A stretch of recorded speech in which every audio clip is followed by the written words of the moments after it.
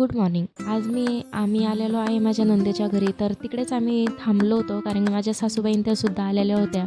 त्यामुळं आम्ही 2 दिवस झाले तिकडेच थांबलो होतो.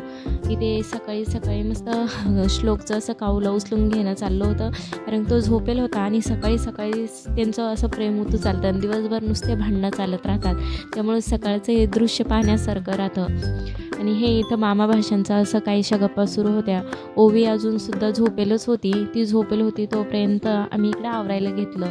त्यानंतर मी चहा ठेवेल होती, तर ती चहा आम्ही सगळे बसून इथं चहा घेत होतो. आणि सगळे असल्यावर खरंच वातावरण घरात खूप छान राहतं आणि करमतंसुद्धा. कारण की कसं सगळ्यांसोबत गप्पा गोष्टी चालू राहतात आणि एक निवांत सकाळ सुरू झालेली होती. आज आम्ही इथे बिट्ट्याचा बेत आखलेला होता. त्यामुळे माझ्या ज्या लहान सासूबाई आहे का त्यांच्या हातच्या बिट्ट्या खरंच खूप छान असत्या. त्यामुळे त्या म्हटल्या मीच करते.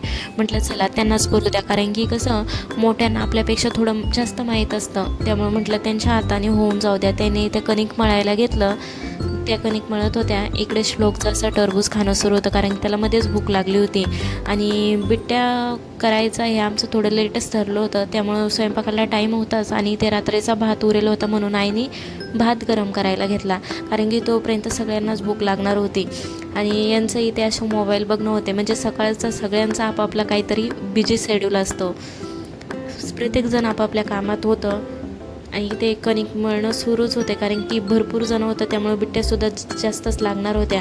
त्या एक उंडा त्यांनी भिजवला आणि दुसरा भिजवणं सुरू होता. तोपर्यंत आम्ही इथे त्याचे जे काही आपल्याला गोल बनवायचे असते गोळे ते बनवायला सुरू केले.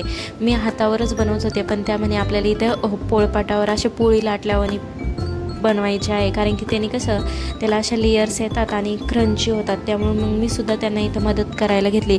कारण सगळ्यांनी मिळून केलं तर कशी कामे पटापटा होतात. इथे आमचे असे बट्ट्याचे गोळे तयार करणं सुरू होते. इकडे आईचं कणिक मिळवणं सुरू होते आणि इथे आम्ही त्या बट्ट्या इथे आपले जे इडलीचं भांडं असतं का त्या भांड्यात त्याला वापरणार होतो.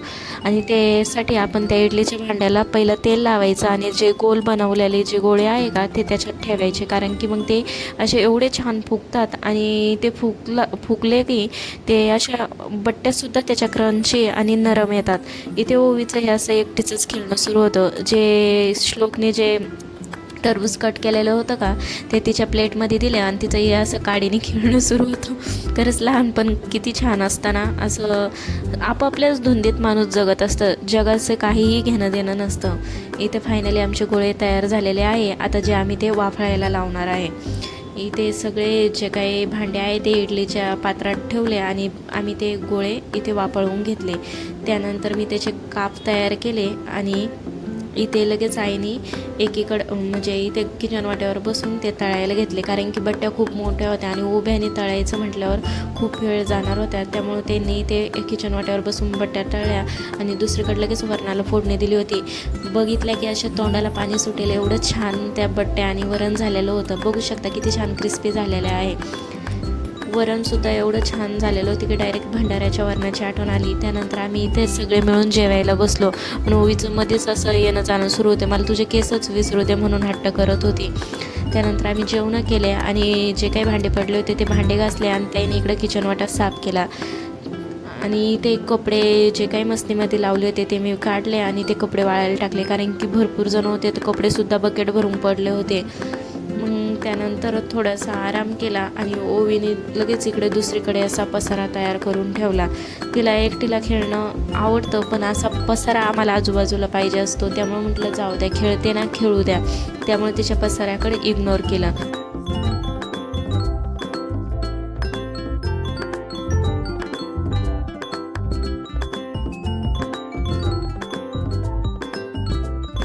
त्यानंतर आम्हाला इथे काऊचं असं बॅग लटकून स्कूलला जायचं होतं. जेव्हा जायची वेळ आली का तेव्हा जीवावर येईन, पण आता कसं खरंच खूप पाऊस राहते लेकरांना.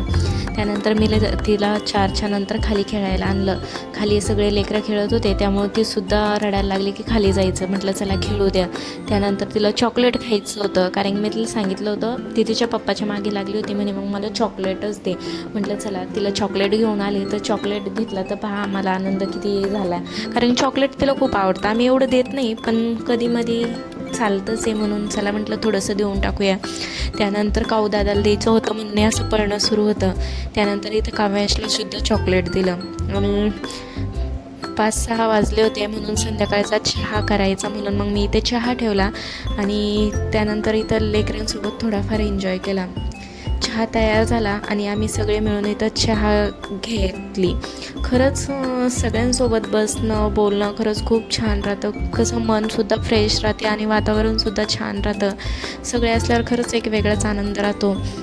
तुम्हाला हा व्लॉग कसा वाटला मला नक्की कमेंट करून सांगा आणि आवडला असेल तर नक्की चॅनलला सबस्क्राईब करायला विसरू नका. व्हिडिओला लाईक करायला विसरू नका. धन्यवाद.